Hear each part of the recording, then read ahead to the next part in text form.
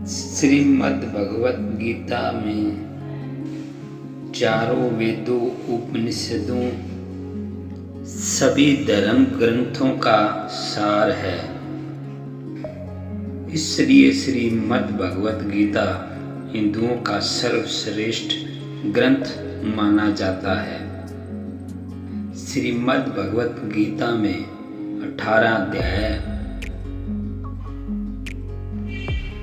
में 700 श्लोक है। 18 अध्यायों के अंदर क्या लिखा है, पूरा निचोड़ और इसका क्या फल है, इस वीडियो में हम जानेंगे।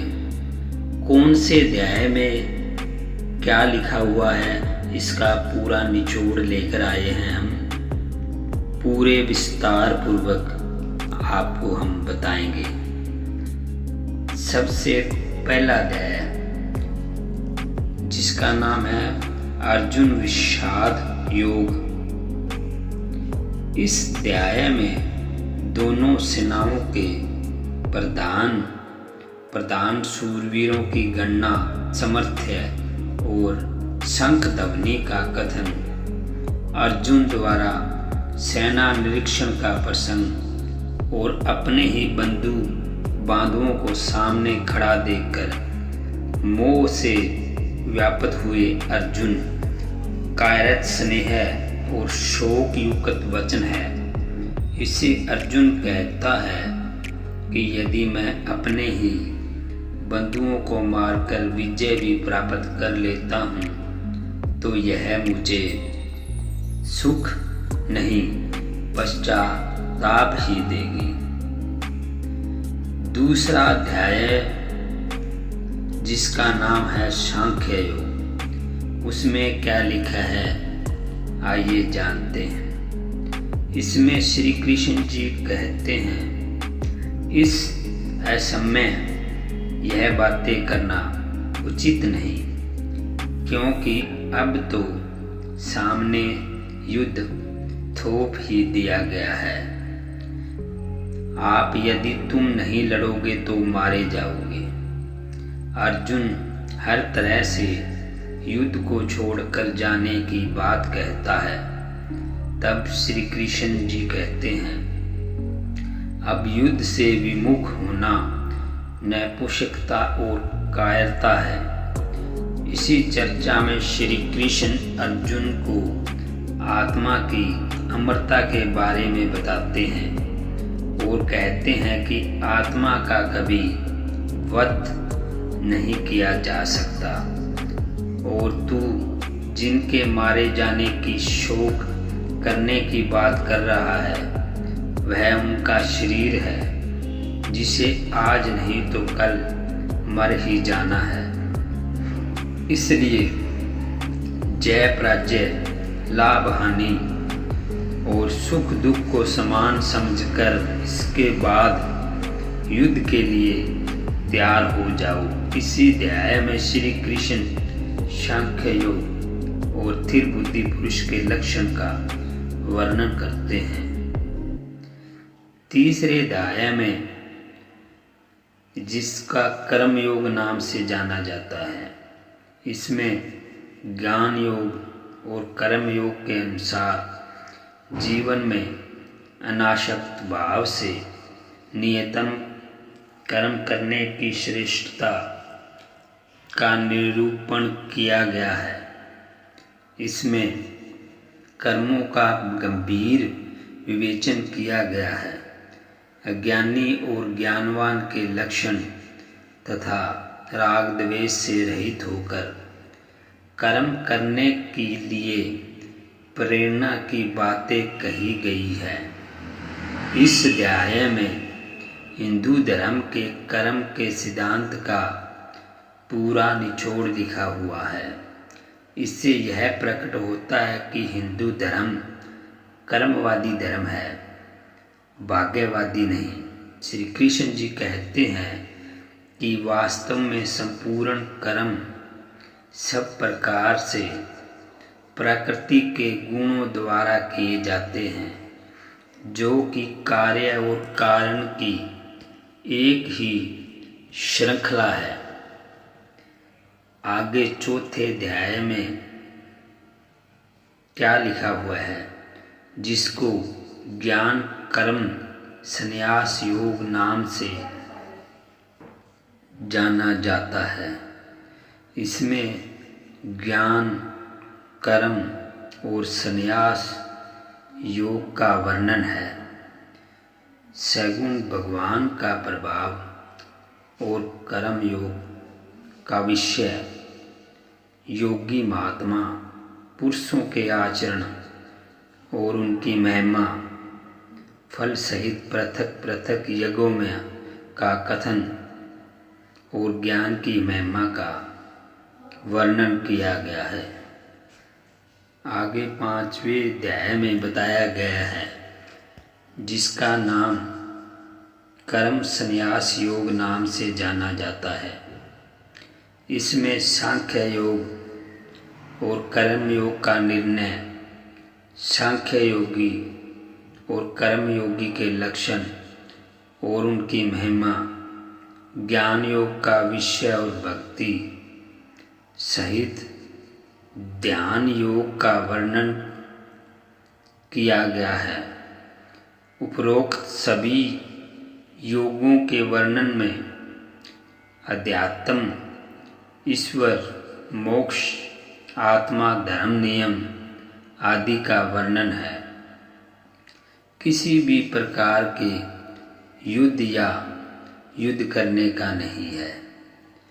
आगे 6वां अध्याय है, जिसका नाम आत्म संयम योग है। इसमें बताया गया है कर्म योग का विषय और योगारूढ़ पुरुष के लक्षण, आत्म उद्धार के लिए प्रेरणा और भगवत प्राप्त पुरुष के लक्षण, विस्तार से ध्यान योग का वर्णन, मन के निग्रह का विषय, योग भ्रष्ट पुरुष की गति का विषय और ध्यान योगी की महिमा का वर्णन किया गया है। आगे 7वें अध्याय में बताया है, जिसका नाम ज्ञान विज्ञान योग है। इसमें विज्ञान सहित ज्ञान का विषय, संपूर्ण पदार्थों में कारण रूप से ईश्वर भगवान की व्यापकता का कथन, आसुरी स्वभाव वालों की निंदा और भगवत भक्तों की प्रशंसा, भगवान के प्रभाव और स्वरूप को न जानने वालों की निंदा और जानने वालों की महिमा का वर्णन किया गया है। आगे 18वें अध्याय में बताया है, जिसका नाम अक्षर ब्रह्म योग नाम से जाना जाता है। इसमें ब्रह्माध्यात्म कर्म आदि के विषय में अर्जुन के 7 प्रश्न और श्री कृष्ण के द्वारा दिए गए उनके उत्तर, भक्ति योग का विषय और शुक्ला एवं कृष्ण मार्ग के रहस्य का वर्णन है। आगे 9वां अध्याय है, जिसका नाम राज विधारा राज गुहा योग नाम से है। इसमें प्रभाव सहित ज्ञान का विषय, इसमें जगत का ईश्वर से संबंध और प्राकृतिक तत्वों की चर्चा है। इसमें जगत की उत्पत्ति का विषय, भगवान का तिरस्कार करने वाले आसुरी प्रकृति वालों की निंदा और देवी प्रकृति वालों के भगवजन का प्रकार सर्वात्म रूप से प्रभावित सहित भगवान के स्वरूप का वर्णन, सकाम और निष्काम उपासना का फल और निष्काम भगवत भक्ति की महिमा का वर्णन किया गया है। आगे 10वें अध्याय में बताया है जिसका नाम विभूति योग है। इसमें भगवान की विभूति और योग शक्ति का कथन तथा उनके जानने का फल और प्रभाव सहित भक्ति योग का कथन, अर्जुन द्वारा भगवान की स्तुति तथा विभूति और योग शक्ति को कहने के लिए प्रार्थना, भगवान द्वारा अपनी विभूतियों और योग शक्ति का वर्णन, विभूति अर्थात सिद्धियाँ और शक्तियाँ हैं। आगे 11वें अध्याय में बताया है जिसका नाम विश्वरूप दर्शन योग है। इसमें विश्वरूप के दर्शन, अर्जुन की प्रार्थना, भगवान द्वारा अपने विश्वरूप का वर्णन, संजय द्वारा धृतराष्ट्र के प्रति विश्वरूप का वर्णन, अर्जुन द्वारा भगवान के विश्वरूप का देखा जाना और उनकी स्तुति करना, भगवान द्वारा अपने प्रभाव का वर्णन और अर्जुन को युद्ध के लिए उत्साहित करना, भयभीत हुए अर्जुन द्वारा भगवान की स्तुति और चतुर्युध रूप का दर्शन कराने के लिए प्रार्थना, भगवान द्वारा अपने विश्वरूप के दर्शन की महिमा का कथन तथा चतुर्भुज और सौम्य रूप का दिखाया जाना, बिना अनन्य भक्ति के चतुर्भुज रूप के दर्शन की दुर्बलता का और फल सहित अनन्य भक्ति का वर्णन किया गया है। आगे 12वां अध्याय है जिसमें भक्ति योग नाम से जाना जाता है। इसमें साकार और निराकार के उपासकों की उत्तमता का निर्णय और भगवान प्राप्ति के उपाय का वर्णन और इसमें भगवत प्राप्त पुरुषों के लक्षण बताए गए हैं। आगे 13वें अध्याय जिसका नाम क्षेत्र विभाग्य योग नाम से जाना जाता है। इसमें ज्ञान सहित क्षेत्रज्ञ के विषय का वर्णन और ज्ञान सहित प्रकृति पुरुष के विषय का विशद वर्णन किया गया है। अर्थात स्थिति, ज्ञान, आत्मा और परमात्मा और पंच तत्वों का रहस्यमय ही ज्ञान बताया गया है। आगे 14वां अध्याय जिसका नाम गुण त्रयविभाग योग है। इसमें ज्ञान की महिमा और प्राकृति पुरुष से जगत की उत्पत्ति का वर्णन, सत, रज और तम यानी सात्विक, राजसी और तामसिक तीनों गुणों का विषय का विशद विवेचन है। इसके अलावा भगवत प्राप्ति का उपाय और गुणातीत पुरुष के लक्षण बताए गए हैं। जो इन तीनों गुणों से अलग पुरुष है वो उसमें क्या लक्षण है ये इस अध्याय में बताया गया है। आगे 15वां अध्याय जिसका नाम पुरुषोत्तम योग नाम से जाना जाता है। इसमें संसार को उल्टे वृक्ष की तरह बताकर भगवत प्राप्ति के उपाय बताए गए हैं। इसमें जीवात्मा के विषय का विशद विवेचन और प्रभाव सहित परमेश्वर के स्वरूप का वर्णन किया गया है और इसमें क्षर अक्षर पुरुषोत्तम के विषय के भी विशद वर्णन किए गए हैं। आगे 16वां अध्याय जिसका नाम देवासुर संपत्ति भाग योग है। इसमें फल सहित देवी और आसुरी शक्ति और संपदा का कथन किया गया है। आसुरी संपत्ति वालों के लक्षण और उनकी अधोगति का वर्णन भी बताया गया है। इसमें अलावा शास्त्र विपरीत आचरणों को त्यागने और शास्त्रानुकूल आचरणों के लिए प्रेरणा भी बताई गई है। आगे 17वां अध्याय जिसका नाम श्रद्धा भाग्य योग है।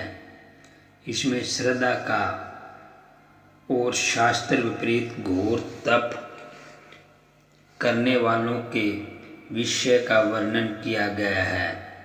इसमें आहार यज्ञ तप और दान के पृथक पृथक के भेद बताए गए हैं। इसके अलावा ओम तत्सत के प्रयोग की व्याख्या की गई है, जो कि एक भगवान का नाम है ओम। इनकी व्याख्या के बारे में बताया गया है। आगे 18वां अध्याय जिसका नाम मोक्ष संन्यास योग है।